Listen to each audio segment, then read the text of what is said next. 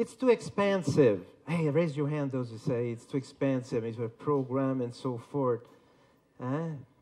That's a good excuse, eh? Everywhere. In France, it's the same. Oh, c'est trop cher. It's the same. That's easy. And when you say it's too expensive, we feel that they won't come back. Well, it's too expensive to invest in bad eating and to get sick and miserable. You're right. So it's a matter of how you look at it. It's my metabolic rate. Those of you who feel that it's genetic, metabolic rate, menopause, age. Come on. Yes, I knew you were honest people who could answer the question. You're just trying, some of you, to fool yourself. That little demon is working hard right now, eh? Okay, well, you can say your metabolic rate is made to be at your healthy weight.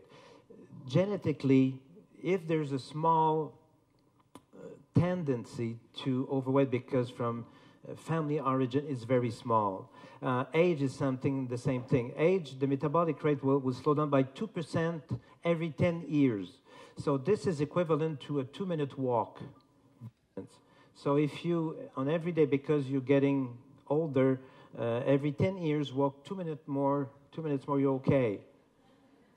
Genetically, the worst case scenario, and it never happened, but the worst case scenario would be for you to walk 20 to 30 minutes a day.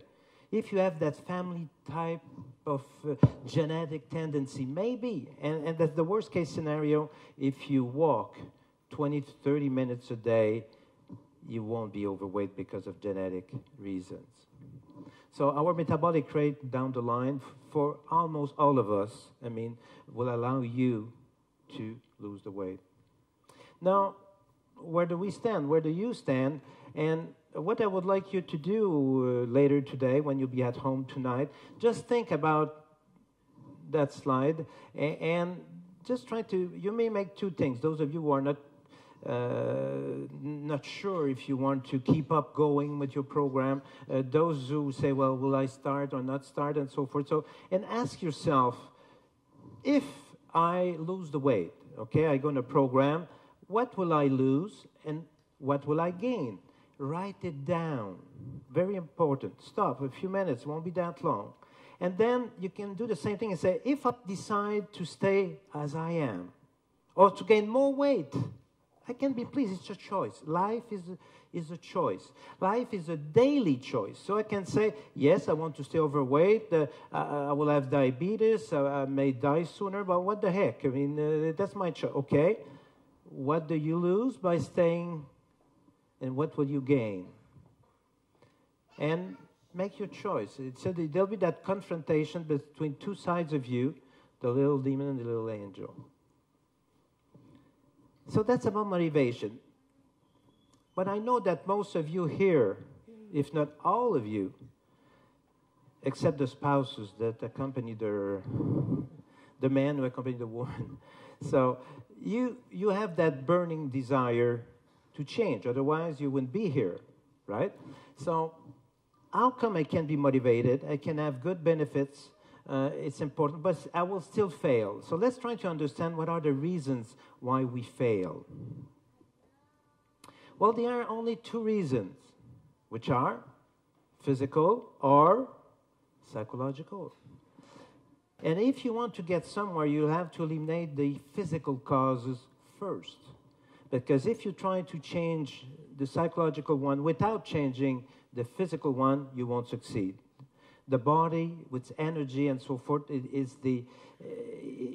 it's stronger than your brain does need that energy from the body. So they say healthy body, healthy mind.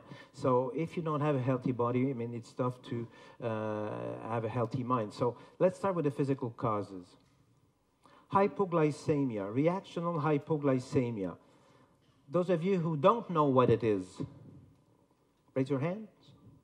Yeah, okay. You have a car? Yeah, some of you have a car? No, you came by train, metro, no, buses? Okay, how does work our car? What do you put in the gas tank so that it functions? gasoline, fuel, right? So the sugar, hypoglycemia means low blood sugar. So the sugar is the energy, like the gasoline in your car, that make you come in today, listen to me, go back tonight, make love with your spouse later on or whatever. So this is sugar.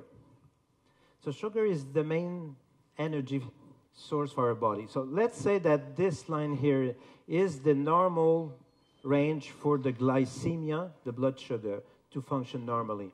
So you wake up in the morning, first time in the morning. So usually if you start up your car, well, you need to have gasoline into it. So then you're going to start eating. Especially you eat more carbs, meaning bread with jam and coffee with sugar and so forth. The more sugar you will eat, so the glycemia, the sugar, blood sugar will go up. So in the blood. But it can't stay high all the time because you're going to get diabetic.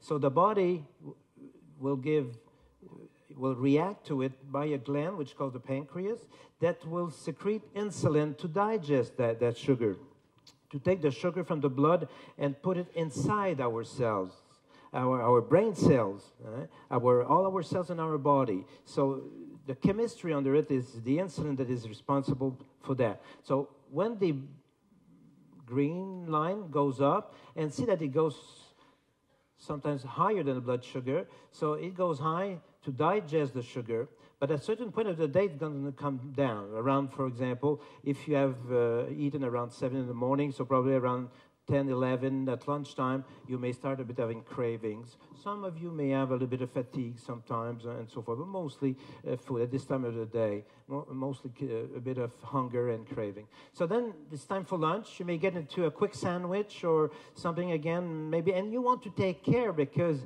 you said, well, I want to lose weight. So this morning I won't eat that much. For lunch, it's been okay. Add a few coffees to keep me going. And then I'll get at lunch. Well, I won't eat too much probably. Try to have maybe a sandwich or something, but that's okay, not that much. So the blood sugar will go up. It will stimulate the insulin, the pancreas, and then it's digested. And then around 5, 6, 7, then the symptoms of low blood sugar will appear, which are cravings, very tough cravings, that no willpower is able to control. No willpower. Fatigue, sudden fatigue. Gee, I'm exhausted. And then craving, fatigue, and some irritability. Oh, gee, don't talk to me too much. Oh, you feel that it push on my toe. And aggressivity, and you can't stand it. Those of you who recognize themselves in that kind of picture, raise your hands. Yeah, wow. Most of you. So this is not a disease. This is a physiological state. So one problem, if we don't understand that it is physiological, we then end up saying, gee, I had a craving. I had a good start in the morning. I almost did not eat during the day. Well, lunch was fair.